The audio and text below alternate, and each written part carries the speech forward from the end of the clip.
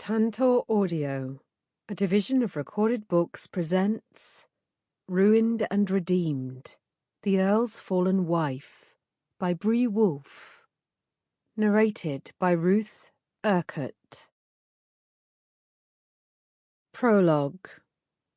England, Spring 1804, or a variation thereof. 3 years ago. A hand curled around a glass of water, Lady Charlotte Frampton stood by the refreshment table, doing her best to drown out the cheerfulness of the many attending guests to her father's rather impromptu ball. She forced the clear liquid down her throat, hoping it would somehow clear her mind and ease her heart. "You look lovely tonight, my dear," Lord Northfield whispered from behind her. His breath brushed over the bare skin on her neck, and she gritted her teeth as a wave of nausea rolled over her. Swallowing, she turned around, eyes hard as she regarded him with all the repulsion that burned in her heart. "I'd appreciate it if you'd refrain from calling me that, my lord." Instead of being offended, Lord Northfield chuckled.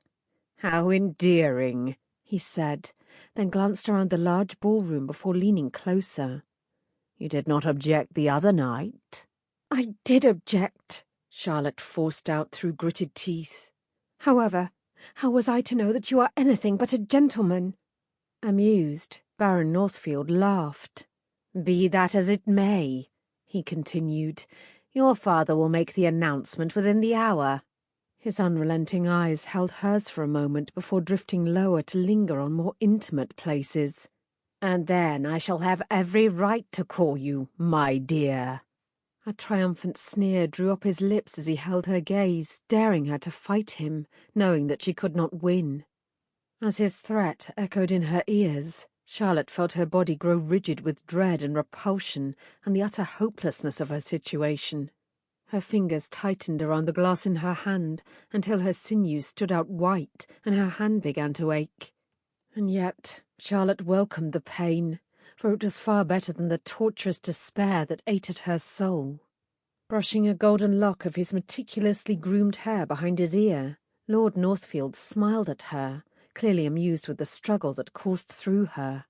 Once she had thought him handsome, with his clear blue eyes and symmetric features. He was tall and striking, and women flocked to him. However, on closer inspection, Charlotte now knew he was a wolf in sheep's clothing, a predator who preyed on the weak. For a reason Charlotte could not fathom, his choice for a target had fallen on her, and he had taken her down. The memory of a nightmare flashed before her mind's eye, and her hand convulsively clenched around the delicate glass in her hand. A moment later, a soft crack reached her ears, and then the opposing pressure vanished. Cold water ran over her hand, as tiny shards of crystal dug into her fingers and palm, others falling to the floor. Lord Northfield's eyes narrowed slightly as his gaze shifted to her hand. Blood welled up between her clenched fingers and dripped to the ground. However, no one seemed to notice. The music continued to play, couples continued to dance, and the world continued to turn. Why didn't anyone notice? From a distance, a voice echoed to her ears. "Charlotte?" Hearing his voice, Charlotte's muscles instantly went slack with relief. Her hand opened, and the remaining shards fell to the floor as she fought the growing dizziness that threatened to knock out her legs from under her. As she turned her head, she found him rushing toward her, his kind face clouded with concern as his eyes shifted from her face to her bloodied hand. He was her friend, her protector, her saviour. He always had been, and yet today he could not help her. "Kenneth!" she gasped as he reached for her hand, his watchful eyes examining the small cuts. "Are you all right?" he asked, pulling a handkerchief out of his pocket. "What happened?"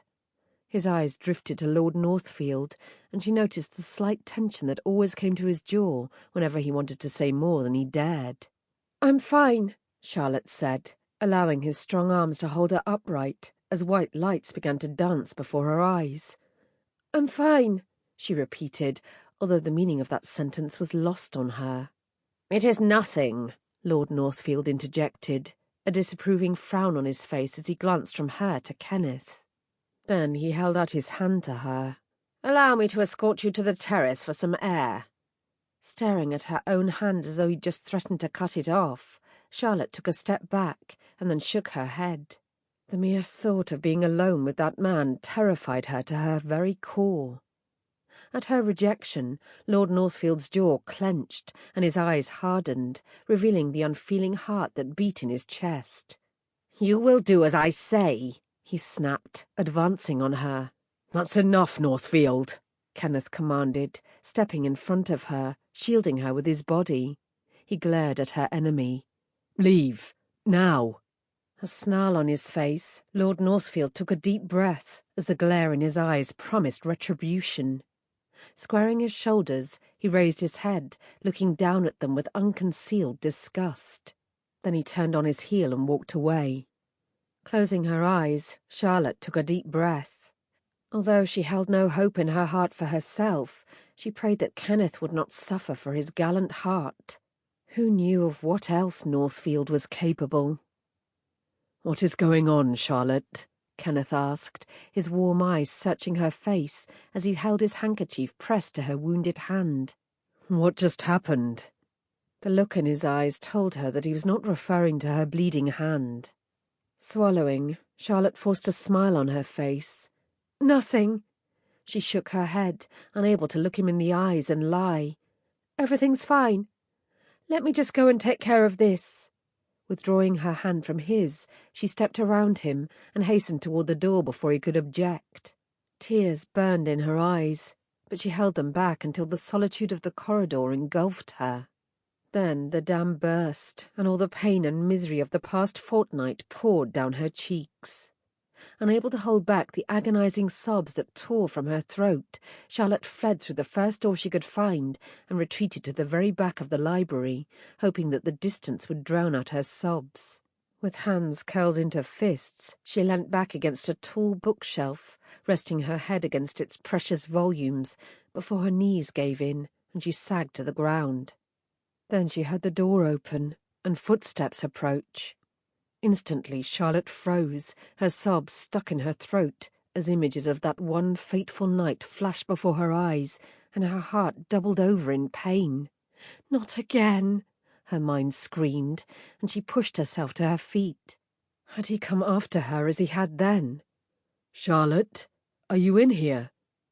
For the second time that night, Kenneth's voice washed over her strained nerves and put them at ease.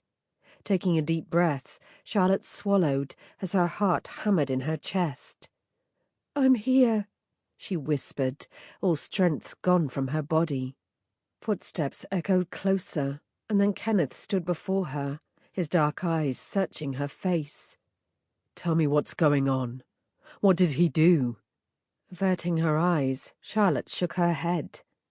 "Nothing," she insisted in a feeble voice, as she could not bear the thought of him looking at her the way her parents had. Not him, not Kenneth. She needed him to look at her the way he always had. Only then did she stand a chance to come out of this with her soul intact.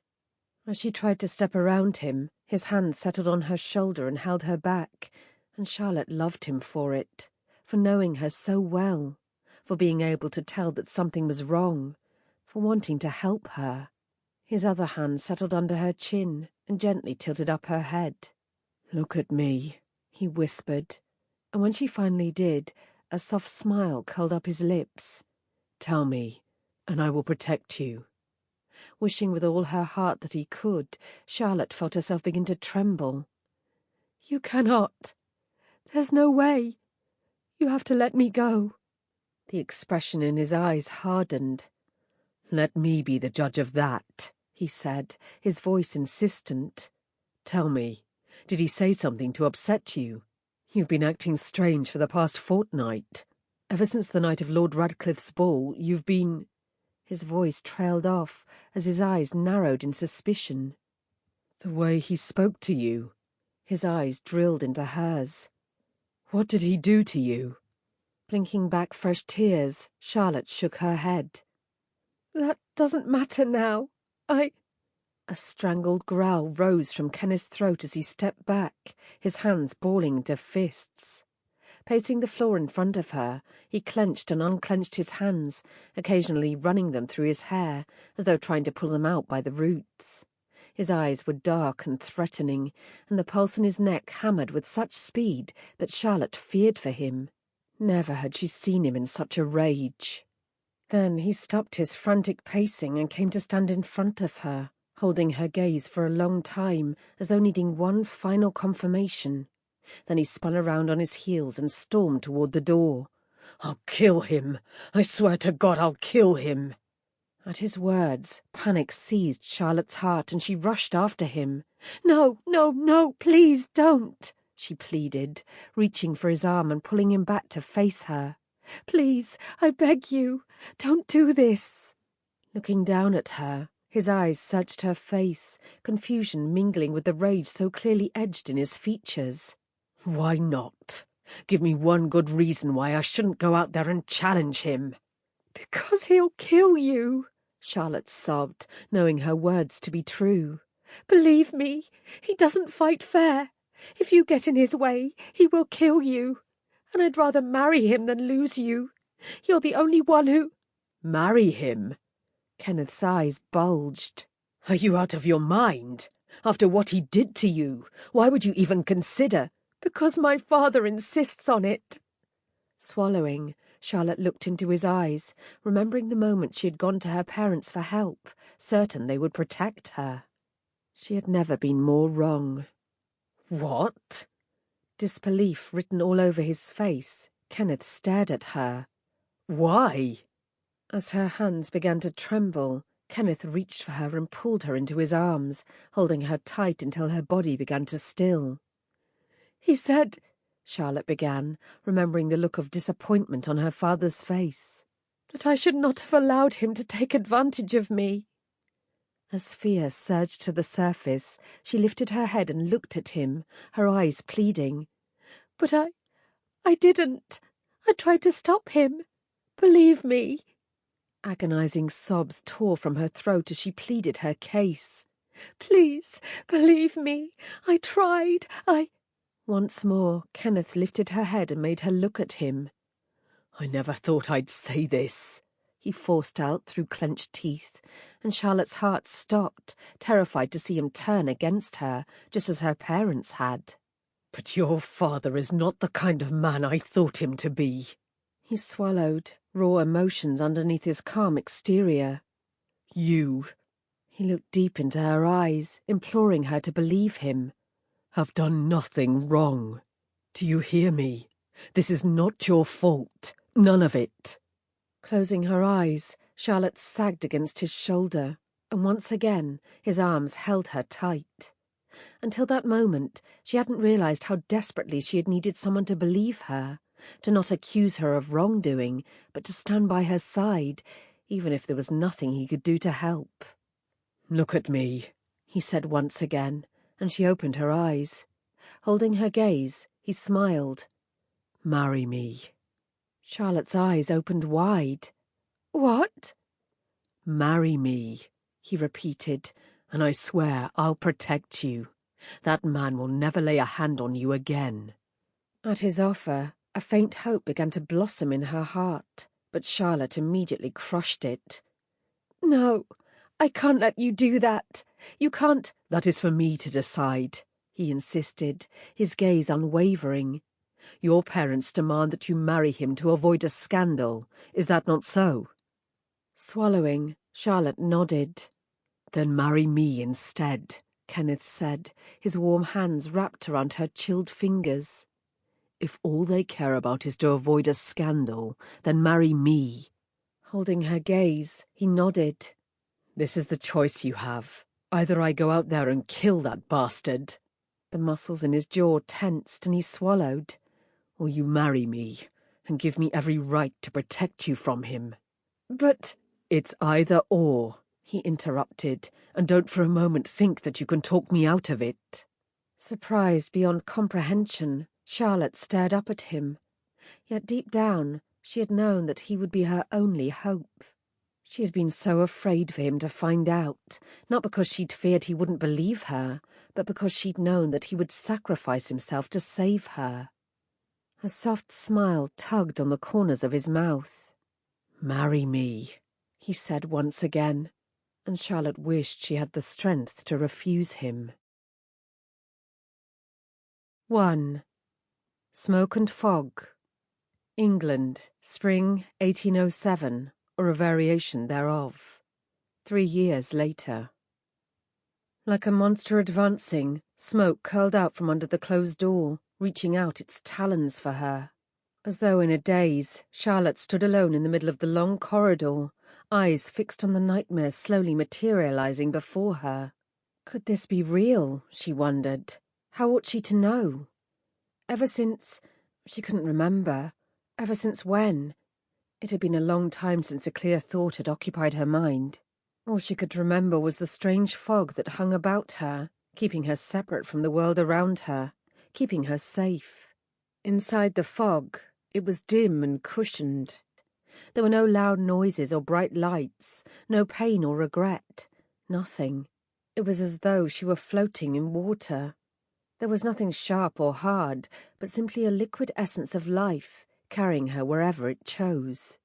Charlotte blinked as distant screams reached her ears. Shaking her head, she closed her eyes, stumbling backwards until her back collided with the hard wall. A touch of pain shot through her. It wasn't much, but rather unexpected. She couldn't remember the last time she'd felt pain. An image of a moonlit night flashed before her eyes. Then there had been water, too. Cold water. Icy cold.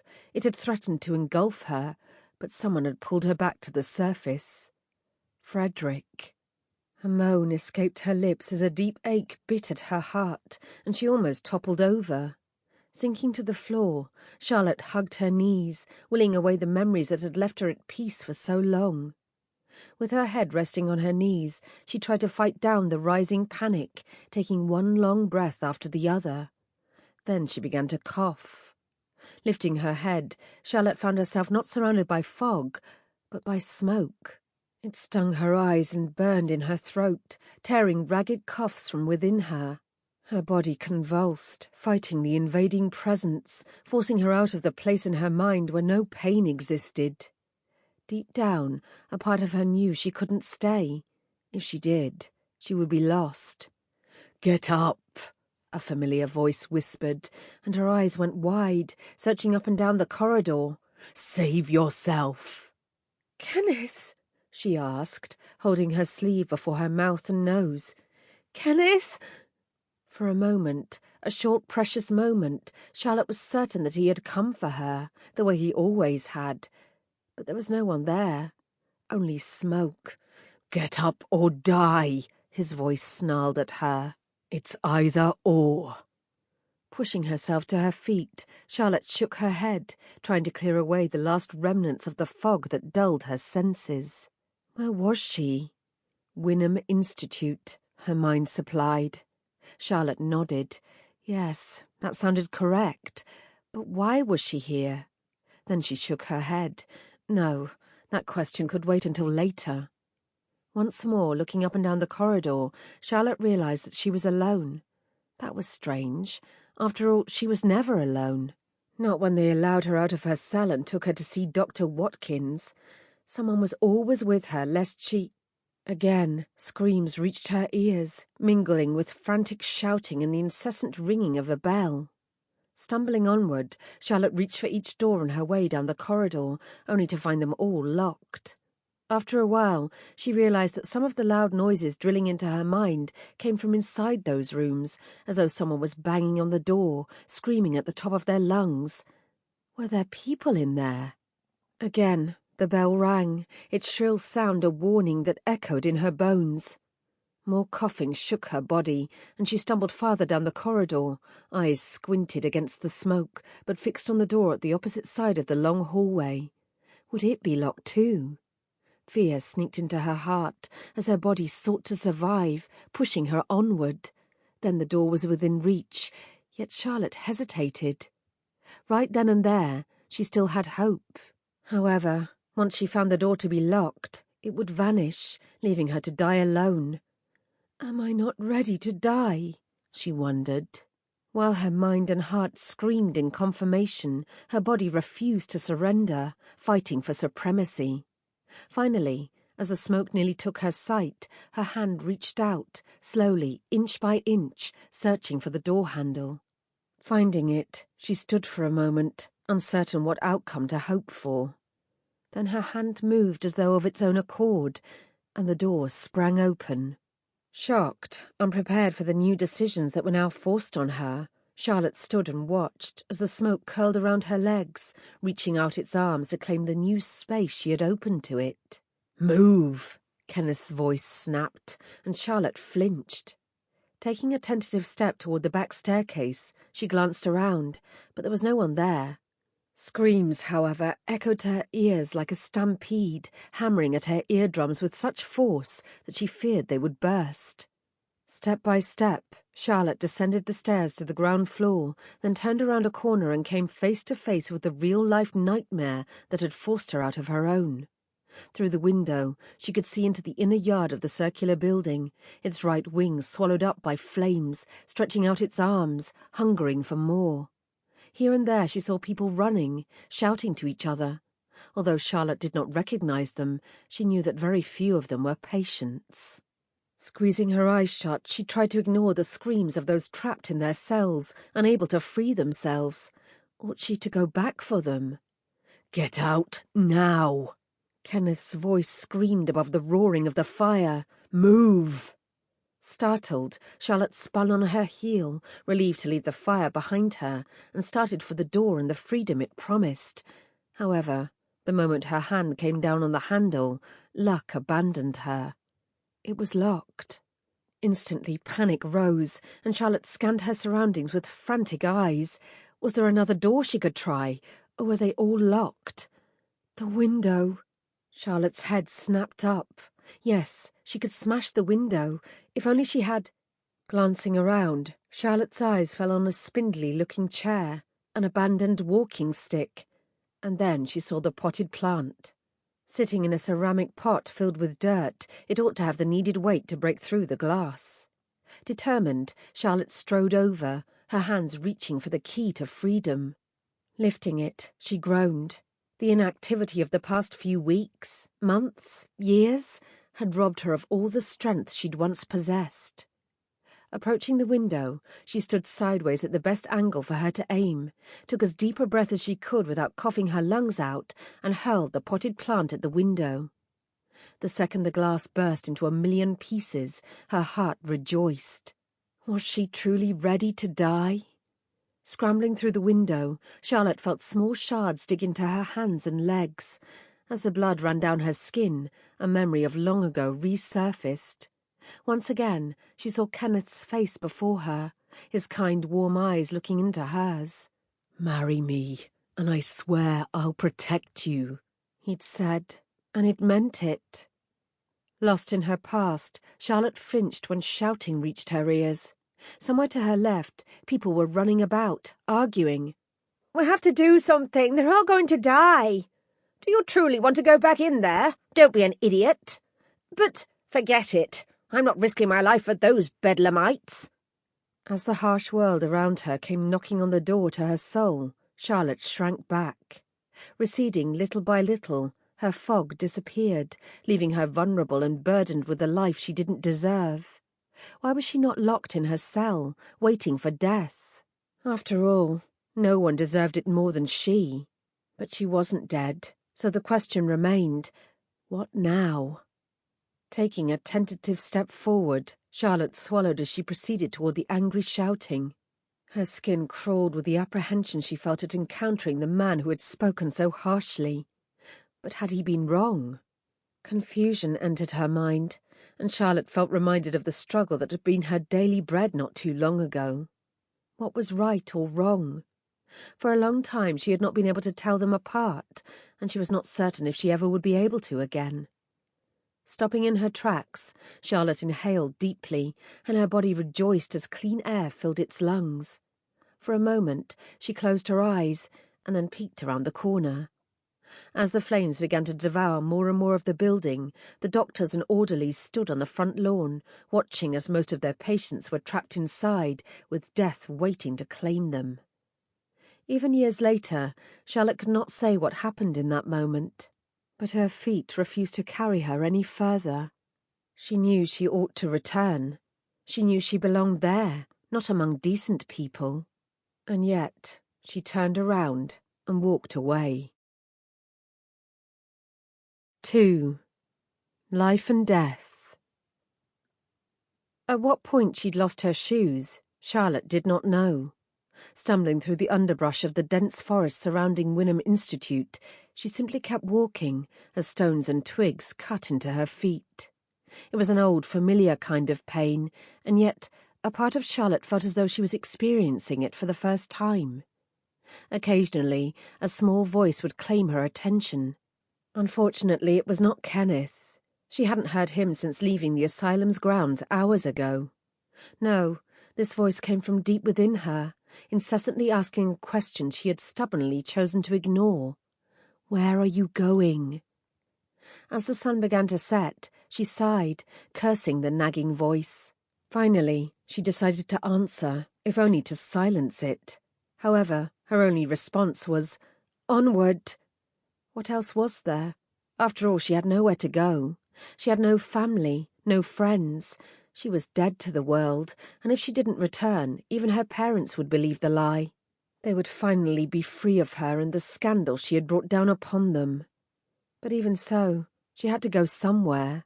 If going back was not an option, then where? "Onward," Charlotte mumbled, as her fingers trailed through the tall-stemmed grass spreading out before her. Leaving behind the forest, she welcomed the day's last rays of sunshine on her face, warming her chilled skin and bathing her in a glowing light that pained neither her eyes nor her soul. After crossing the field, she looked around as the sun slowly disappeared behind the horizon. Night was falling fast. Soon she would be blind, unable to see the ground in front of her. Her eyes began to droop as though suddenly realizing how long she had gone without rest. As though objecting to being neglected, her stomach rumbled and churned, demanding to be fed. But there was nothing but the open land. Sinking down onto a soft patch of ground, flanked by a bush with gentle leaves, Charlotte ripped out handfuls of stalks of the tall grass around her and used it as a pillow to bed her head. The moment her eyes closed, her stomach ceased its protest and her body relaxed, abandoning all hold on reality and drifting off into a world where time had no meaning. It was in that place that Kenneth came to her again. With his warm, kind eyes looking into hers, he whispered promises she knew he'd never meant to break. But he had, and his loss had sent her down a path she could never undo. She had become a monster, allowed her own pain to change who she was, and there was no turning back. When she awoke the next morning, Charlotte for a moment expected the white walls of her cell, the strange smell of confinement, and the confused mumblings of others like her. Instead, she found a clear blue sky touching green pastures, all set aglow by a warming sun. Never in her life had Charlotte seen anything so beautiful. And it scared her. How could she live in such a world? For years, all that she had known had been pain and loss, agony and regret. Was there even anything left of her old self? Or had her soul long since been consumed, eaten alive little by little, ever since that one fateful night years ago? Again, an image flashed before her eyes, and Charlotte cringed. This man's eyes were neither kind nor warm. Instead, they promised pain and humiliation. The sneer on his face told her that he cared for no one, only himself, only his wants and desires. The memory sent a chill down her back and turned her stomach upside down. Although filled with very little, it churned and rumbled, and a sickening sensation spread through her body. Drawing in ragged breaths, she could barely hold herself propped up on her elbows before her stomach expelled its final contents. Wiping her mouth with the back of her hand, Charlotte dragged her tired limbs away until the stench that assaulted her nostrils had finally vanished. Her eyes filled with tears, and she rolled over onto her belly and buried her face in her hands. There she lay for a long time, as her life slowly caught up with her. Bit by bit, her memories returned. Sample complete. Ready to continue?